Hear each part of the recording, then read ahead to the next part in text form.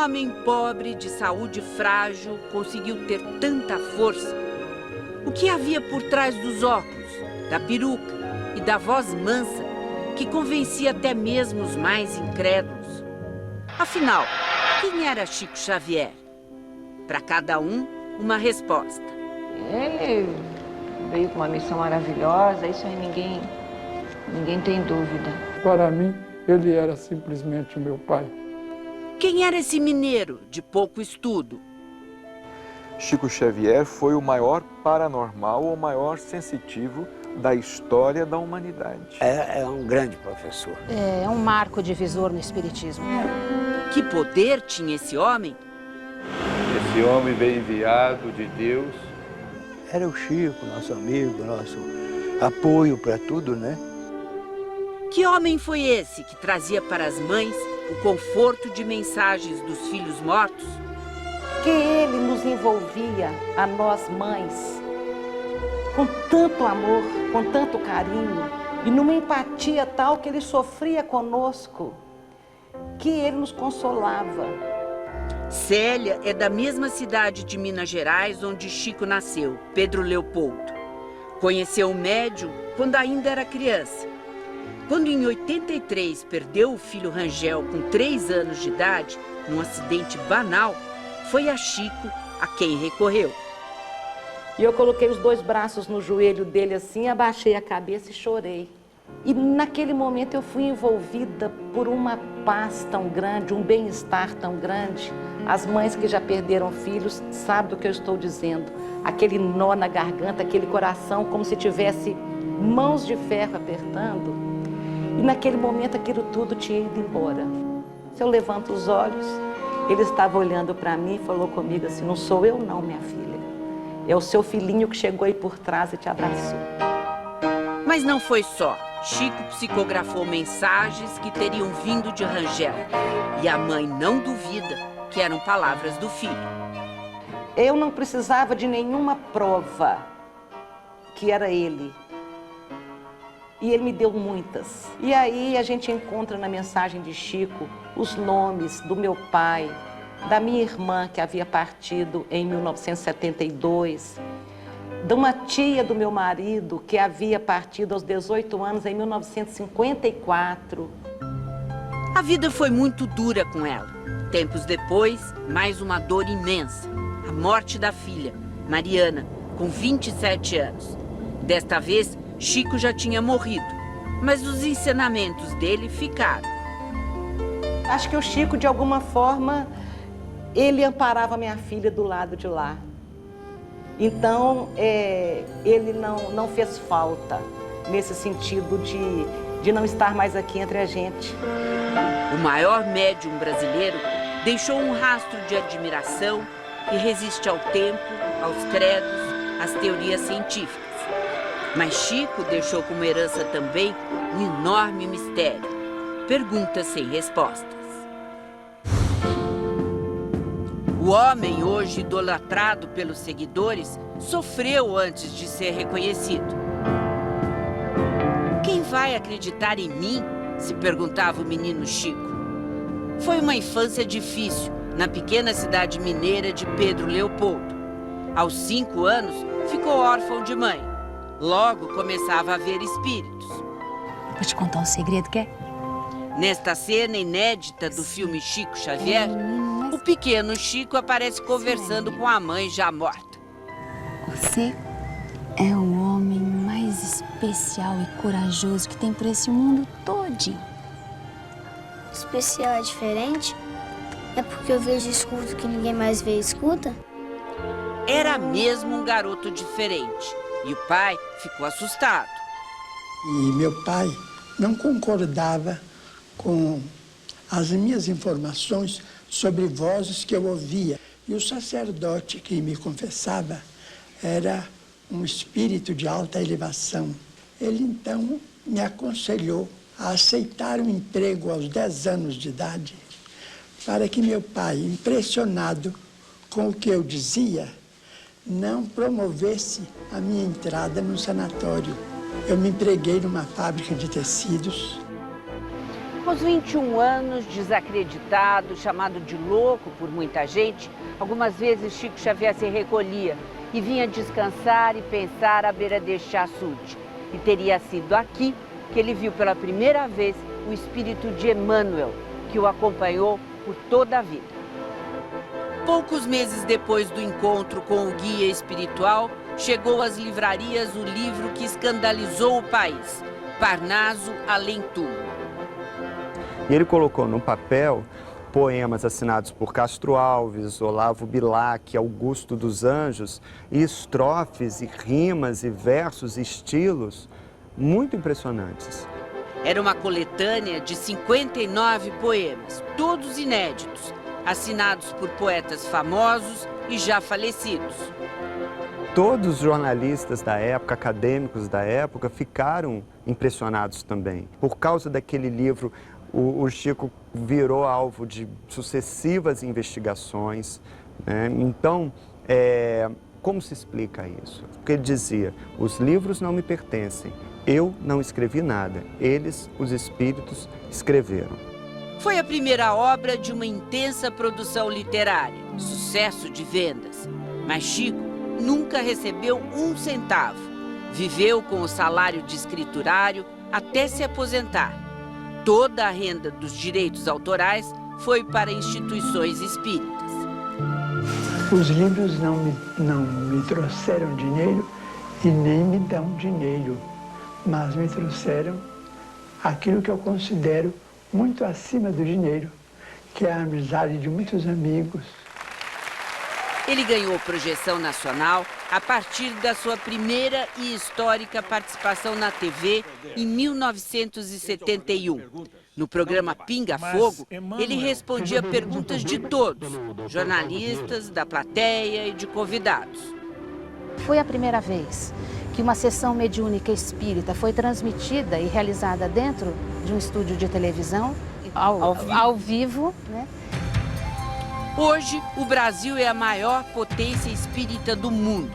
A partir do trabalho de Chico Xavier, o espiritismo cresceu no país.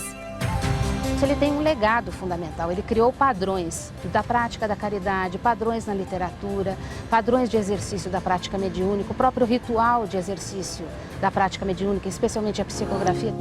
E as psicografias de Chico Xavier ajudaram até a mudar os rumos de uma história policial em Goiânia. Num caso inédito da justiça brasileira, as mensagens do além ajudaram a inocentar o acusado do crime. A própria vítima, em mensagem psicografada, teria esclarecido: foi um acidente. O juiz aceitou as palavras do morto e absolveu o réu.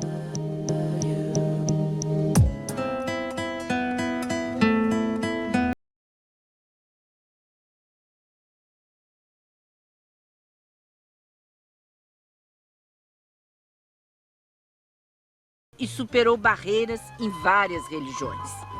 Foi assim com a família Muscati, uma típica família judia, numerosa e extremamente religiosa. Moradores de São Paulo, todas as sextas-feiras se reúnem para celebrar o Shabat, o sábado judeu, dia de descanso e orações. Mas um drama familiar os aproximou de forma profunda a Chico Xavier. Eu rotulo ele o melhor nome que eu conheci aqui embaixo. O Chico Xavier, junto com meus filhos e meu marido, me deram o alicerce para que eu pudesse me manter em pé e continuar a viver.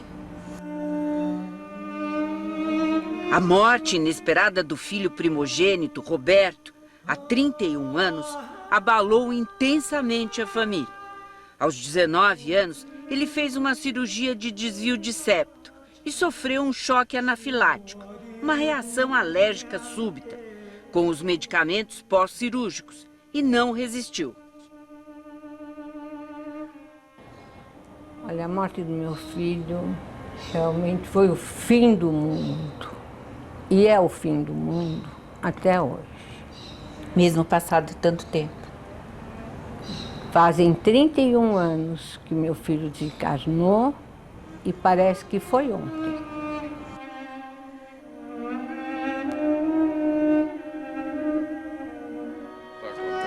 O desespero e uma forte depressão levaram o casal a aceitar a sugestão de amigos para o encontro com Chico Xavier. Mas a desconfiança no início era grande. Primeiro contato, ele me deu a mão, beijou a minha mão e falou assim: Doutor Davi, a morte não existe. Eu falei: como não existe a morte? Enterrei meu filho aí faz um mês, 2 meses, sei lá.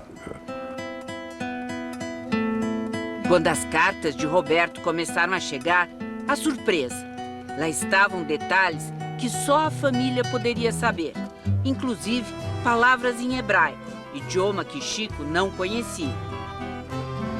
Eu já não sabia mais nada. A minha alegria foi muito grande. E tive uma prova que meu filho estava realmente vivo, pela mensagem que ele mandou. Coisas que o Chico não sabia, porque eu não era amiga do Chico Xavier. O marido demorou a se convencer. Eu li aquilo N vezes, mas até que começou a vir coisas lá que não tinha como eu contestar. Por quê? Porque só eu que podia saber disso. Ao todo, foram 54 mensagens psicografadas por Chico Xavier. Mas a devoção ao médium não abalou as convicções religiosas da família. Eu não deixei de ser judeu. Vou na sinagoga, respeito as nossas tradições.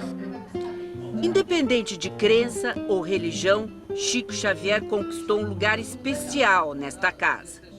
Tenho um respeito danado pelo Chico Xavier. Eu tenho 6 filhos. No meu coração tem 6 lugares, mais o 7º, que é do meu marido, e tem o 8º, que é o Chico. Então, no meu coração, ele está sempre presente.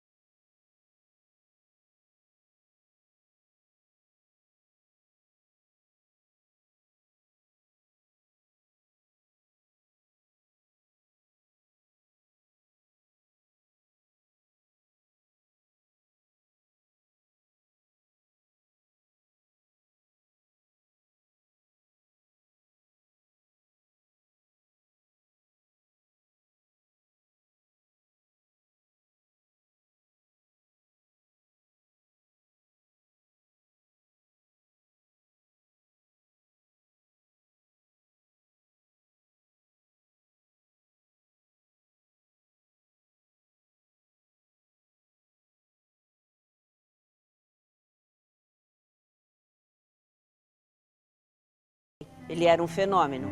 Hoje, ele é um mito. Um santo, né, que está no céu, olhando pela gente aqui na terra. Deus lhe deu descanso eterno na glória. Ave Maria, cheia de graça. Descanso mesmo talvez Chico não tenha, se for atender a todos os pedidos que não param de chegar. Ajuda as pessoas na doença.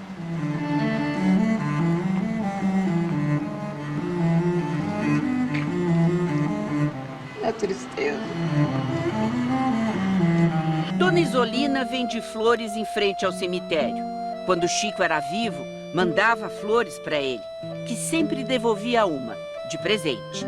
Agora, ela repete o gesto com os visitantes e se encarrega de manter o túmulo do velho amigo limpo e enfeitado.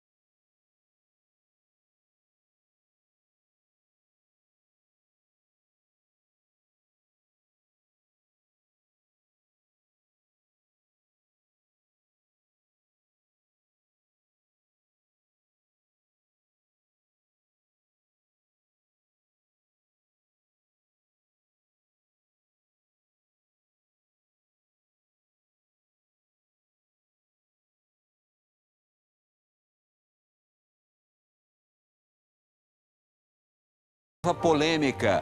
Por que o médium teria deixado um código secreto para identificar suas mensagens?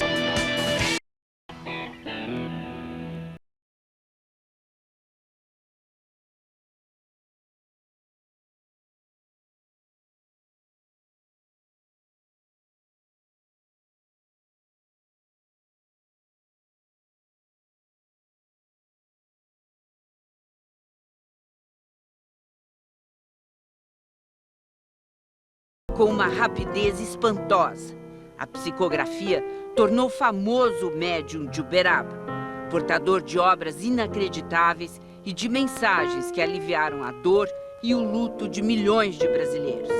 Ainda hoje, esta é uma cena comum em Uberaba. Pessoas que perderam parentes queridos lotam os centros espíritas à espera de uma palavra.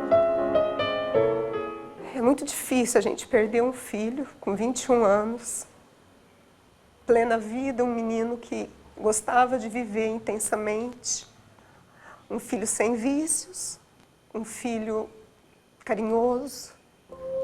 O casal Marco Antônio e Ana Lúcia, do Guarujá. O filho deles, Ivan, morreu há mais de 4 anos. A vida perde o brilho, você não acha graça em mais nada, você acha que você nunca mais vai sorrir, nunca mais vai ser feliz. E Rosana, que ficou sem a mãe. É um amor tão grande, um amor que doía e dói até hoje. E eles também ficaram órfãos de Chico Xavier. Quando o médium era vivo, atraía multidões de aflitos. Era incansável, passava mais de 8 horas seguidas psicografando. Mas como explicar essa estranha capacidade?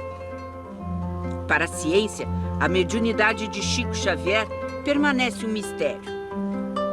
Os fenômenos espirituais mediúnicos do Chico, eles são de uma variedade, de uma diversidade, de uma qualidade extremamente impressionantes, mas infelizmente ele foi pouco estudado. A Associação Médica Espírita e o jornal Folha Espírita de São Paulo realizaram a única análise já feita das cartas psicografadas de Chico Xavier. Eles pesquisaram 45 casos. A grande maioria da pesquisa revelou que o Chico desconhecia completamente. Mais de 90%, ele desconhecia essas pessoas. E mesmo sem conhecer as pessoas, 71% das cartas tinham mais de 3 fatos pessoais, coisas que Chico não poderia saber. Em 42% dos casos, as assinaturas eram diferentes das originais. Mas todas as mensagens foram reconhecidas e autenticadas por mais de 2 pessoas da família.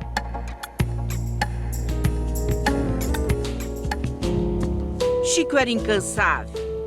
Mesmo doente e já idoso, não deixava ninguém sem resposta. Tenho aprendido nesse tempo todo que a mensagem é um fator de informação segura para reconforto e condução espiritual da criatura dentro do seu próprio lar ou dentro do seu grupo social. 2 antigos parceiros do médium tentam hoje preencher o vazio deixado pelo mestre. Chico era uma fonte de sabedoria. Lógico que eu amo minha mãe mais do que eu amo o Chico. Mas eu não posso dizer que minha mãe me ensinou tanto como o Chico Xavier me ensinou. Seriam eles sucessores de Chico Xavier?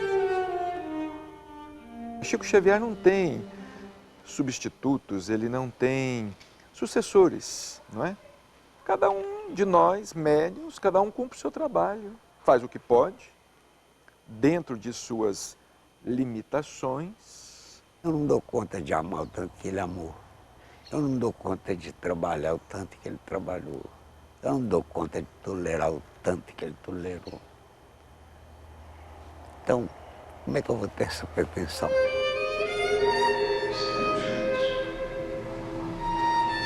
O casal Marco Antônio e Ana Lúcia já completou 14 viagens a Uberaba, em busca das mensagens do filho. Desta vez, vieram com a filha e as netas. Chegaria mais uma mensagem do filho? Alívio. A primeira carta tinha endereço certo. Para eles não há dúvidas, foi o filho que escreveu. É dele mesmo, tenho certeza absoluta. Depois vem nomes que só nós sabemos. Nomes às vezes até difícil, sabe? De se escrever, de se pronunciar. Do vovô Valdomiro e da vovó Joaquina, do vovô Rui. Rosane explode em lágrimas quando é chamada. Vocês estão todos em meu coração. Do que ele falou, citando os nomes, né, dos avós. Quem ia saber aqui o nome dos avós dele? Rosana também chora muito. Eu senti o mesmo impacto quando ela faleceu. Mas hoje foi de alegria. Ela tem certeza de que foi a mãe que escreveu a carta. Eu não duvidei um minuto que não fosse a minha mãe, que não fosse as palavras da minha mãe. Rosane, que tem outros 3 filhos, até hoje não se conforma com a perda de Anderson. Eu acho que eu nunca vou me acalmar. Mas as palavras que seriam do filho começam a trazer paz. Você vai voltar outras vezes aqui? Com certeza. Pode ter certeza. Por quê? Porque eu sempre falo, mãe é aquela que gosta de saber onde o filho está, como ele está, aonde ele está.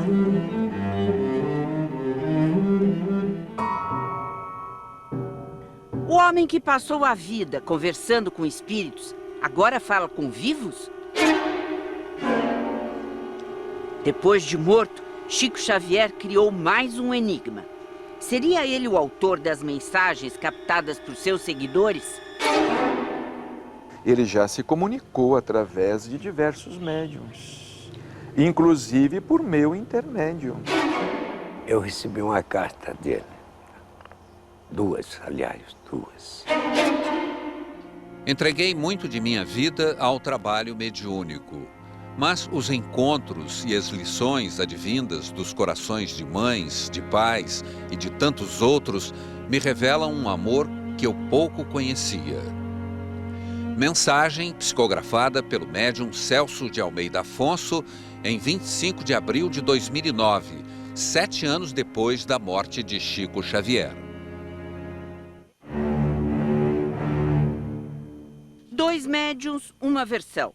No passado, eles atuaram ao lado de Chico. Hoje, têm seus próprios centros, mas não seriam os únicos escolhidos. Este homem jura que estas palavras foram ditadas pelo médium de Minas e psicografadas por uma senhora. E aí que ela começou a escrever. Quando ela terminou de fazer, que foi a surpresa, que no final ela escreveu a assinatura do Francisco Cândido Xavier. Agora, no seu coração, o senhor acredita que é do Chico? Eu acredito. Eu acredito. Na casa onde viveu o mestre, em Uberaba, ele espera conseguir um atestado de autenticidade para as cartas. Em vão. O filho adotivo de Chico é taxativo. As mensagens não são verdadeiras. Ele afirma que antes de morrer, o pai deixou um código secreto que identificaria suas mensagens. Então o código existe? Sem dúvida nenhuma. A gente não tinha necessidade de inventar coisa tão séria de uma criatura tão séria como Chico Xavier. 2 amigos de Chico, um médico e uma antiga funcionária da casa, que acompanhou o médium no momento da morte, também conhecem a senha. Se ele não fizesse isso, ia virar uma confusão de mensagem. Então ele deixou tudo preparado. Essas mensagens que têm chegado até nós, nenhuma nos mostrou que era do Chico. Não conferia com o código? Não, meu modo de ver, não. Mas os 2 médios perguntam, um código secreto não seria uma incoerência? Eu me recuso a crer que Chico Xavier esteja na espiritualidade como um burocrata do mundo espiritual, cuidando de papelada. Além do código, o filho de Chico garante: o pai avisou que não ia escrever tão cedo. Ele ia dar um tempo para o lápis e para o papel. Como eu gostaria de ser verdade e por dizer, Chico realmente escreveu por alguém. Mas ele me pediu em vida várias e várias vezes que não acreditasse, que eu ia sentir sua presença de várias outras maneiras. Por que o homem que dizia falar com os mortos se preocupou?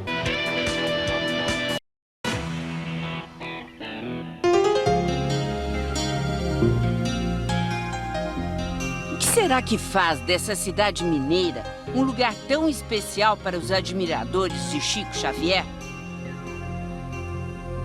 Quando Chico veio para cá em 1959, ele já era um médium famoso. Mas Uberaba era apenas uma acanhada cidade do sudoeste de Minas Gerais. Não havia aqui nem 10 centros espíritas. Mas depois de Chico, as coisas mudaram. Caravanas de pessoas que vinham vê-lo enchiam a cidade. Foram abertos mais de 100 centros e Uberaba ficou conhecida como a capital espírita do Brasil. Até hoje, a presença de Chico é forte em todos os cantos da cidade. Aqui está a raiz, a gente tem que conservar. Aqui está o que ele plantou. Ela caminha com dificuldade. Que idade tem? 80, 90? Ninguém sabe. Hoje é quem guarda a chave da Casa da Prece, lugar onde Chico fazia sessões espíritas. A casa continua aberta para receber quem chegar. Tudo aqui está praticamente igual ao que era, quando multidões vinham em busca de uma palavra de esperança. Aqui, a cadeira de Chico, exatamente onde ele deixou, na última vez que esteve, para psicografar mensagens e atender os aflitos. Encarnados na terra, espíritos imortais. O homem que dizia conversar com os mortos se preocupava mesmo era com os vivos. Além do conforto espiritual, ele fazia questão de dar apoio material. Chico acreditava que o único caminho possível para a felicidade era a caridade. Não apareceu, por enquanto, nenhuma frase resumindo uma filosofia correta de vida como aquela pronunciada por Jesus. Amai-vos uns aos outros como eu vos amei. Isto é, amar sem esperar ser amado e sem aguardar recompensa alguma. Amar sempre. Ir ao encontro dos mais humildes, ajudar os mais necessitados. Para Chico Xavier, essa era uma missão.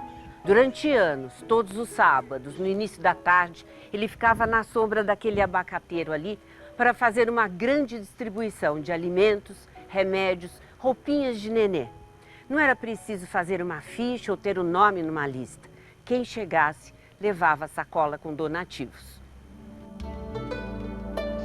No começo, era uma peregrinação pelas ruas do bairro pobre. Com o tempo, a fila foi aumentando. No Natal, a fila chegava a vários quilômetros. Dona Badia conheceu o médium caridoso. Quando eu estava grávida, vinha buscar enxoval para os meus filhos, na época do frio, os agasalhos. Além da ajuda, Chico deixou um exemplo de vida. Quem chega na minha porta também, sempre eu tenho alguma coisa para dar. Um prato de comida, uma xícara de café, um pão. Um outro abacateiro, a mesma sombra acolhedora. Hoje, mesmo sem Chico, a distribuição continua.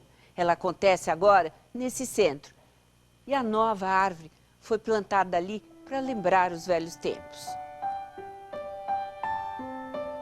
Voluntários e amigos ajudam do jeito que podem.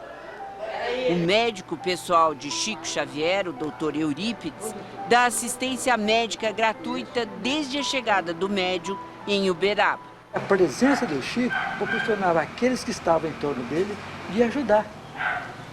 Então nós fomos nessa fileira e aí tornou-se uma amizade muito grande. O jantar que Chico oferecia aos necessitados uma vez por semana também continua a ser feito. Essa cozinha foi um dos poucos lugares em que ele esteve pouco antes de morrer. As cozinheiras ainda são as mesmas. Tá ótimo. Dona Efigênia, Neuza também são voluntárias. E o tempo todo a imagem de Chico Xavier é celebrada. Unidos, oramos, sendo gratos pela oportunidade de estarmos na casa de Chico Xavier, nesta bênção, nesta força e nesta luz.